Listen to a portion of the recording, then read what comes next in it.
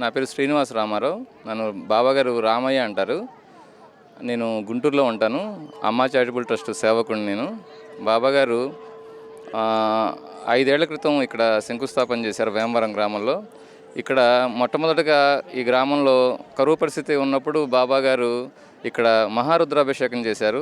ఆ తర్వాత ఇక్కడ పంటలు పండటం, చక్కగా రైతులందరూ సంతోషంగా ఉండటం, గ్రామస్తులందరూ ఆనందంగా ఇక్కడ 8 ఎకరాల నేల ఇక్కడ ఉంది బాబా అని చెప్పేసి వాళ్ళకి తెలియజేయటం, దాన్ని వారు తీసుకోవడం జరిగింది. అలాగే ఈ ప్రాంతంలో బాబాగారు చాలా విశేషంగా వాళ్ళ గ్రామస్తులను ప్రోత్సహిస్తూ ఈ ఈ ఎవరైతే గ్రామంలో అమ్మ నెలసరి ఉండి కూడా పొలం పనికి వెళ్ళి ఒక 15 రూపాయలు సంపాదించి ఈ కోటిలింగాల క్షేత్రంలో ఒక లింగానికైనా ఇస్తే అదే నాకు ₹1,00,00,000 సమానమని భావించి బాబాగారు ఆ కాన్సెప్ట్ తీసుకొని కోటిలింగాల్లో ప్రతి ఒక్కరు భాగస్వామ్యం కావాలని చెప్పేసి దేశం నలుమూలల అందరికీ తెలియజేసి 1,01 లింగాన్ని ఈరోజు ప్రతిష్ఠ చేశారు. అందులో మహాలింగం కూడా మీరు చూస్తూనే ఉన్నారు. బ్రహ్మసూత్రంతో కలిసిన మహాలింగం ఇక్కడ కనబడుతుంది. బాబాగారు ఈ ప్రాంతంలో మన ఈ ప్రధాన రహదారి నుంచి మనకి వేమవరం గ్రామంలోకి ప్రవేశించేటప్పుడు అక్కడ మీరు హనుమంతుడి విగ్రహం చూస్తుంటారు. అక్కడ ఒకసారి పెద్ద యాక్సిడెంట్లో పిల్లలు చనిపోయారు. ఆ కార్యక్రమాన్ని కూడా బాబాగారు స్వయంగా ఆ పిల్లల బాడీస్ అవన్నీ తీసి చేశారు. ఆ సమయంలో అక్కడ ఇలాంటి యాక్సిడెంట్లు జరగకూడదు, ప్రమాదాలు జరగకూడదు అని చెప్పేసి అక్కడ హనుమంతుడి విగ్రహం కూడా స్థాపించారు బాబాగారు. వారు ఈ భూమి మీద అలాంటి వ్యక్తి వారు ఉండరు. ఉగ్రాల సీతారామయ్య గారు చెప్పినట్లు కోవిడ్లో సొంత బంధువులు కూడా చేయని పరిస్థితిలో వారు సొంత తండ్రిలాగా తల్లిలాగా వాళ్ళని ఆదరించి ఆ కోవిడ్లో చనిపోయిన ఆ బంధువుల్ని ఓదారుస్తూ ఆ బాడీ తాలూకు బంధువుల్ని ఓదారుస్తూ ఆ బాడీని ఆయనే స్వయంగా ఆయన చేతులతో దహనం చేశారు. ఇలాంటి కొన్ని వేల బాడీస్ చేశారు ఆ రోజు భూమి మీద. మరి కాలిఫోర్నియాలో కానీ ఆ ఛానల్స్ కూడా ప్రత్యక్ష ప్రసారం లైవ్ ఇచ్చారు. భూమి మీద అలాంటి మనిషి ఉండరు. హిమాలయాల్లో కూడా బాబాగారు ఒక దేవాలయం కట్టారు, నలూనా అని. టువర్డ్స్ గంగోత్రికి 80 కిలోమీటర్లు యువతలుగానే ఉంటుంది. బాబాగారు అక్కడ కూడా గంగ ఒడ్డునే హిమలింగేశ్వర ఆలయం అని చెప్పేసి అక్కడ కట్టించారు. అక్కడ కనీసం ఇలాంటి కంకర కూడా దొరకదు. అలాంటిది కొండరాళ్ళని కంకరగా కొట్టించేసి అలాగే ఒక బస్తా సిమెంట్ను కంగ దాటించాలంటే ఒక పూట పట్టేది 2 మనుషులకి. అలాంటి చోట్ల హిమలింగేశ్వర ఆలయం కూడా మేము చూసి వచ్చాము. అక్కడ ప్రతిష్ఠ జరిగింది.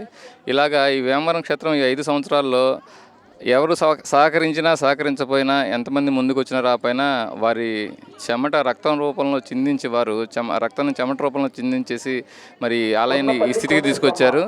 ఇలాగా 108 రాతి స్తంభాలు, 108 ఉపనిషత్తులతో ప్రతీకగా 108 రాతి స్తంభాలతో ఇక్కడ దేవాలయం నిర్మిస్తున్నారు, ప్రధాన ఆలయాన్ని.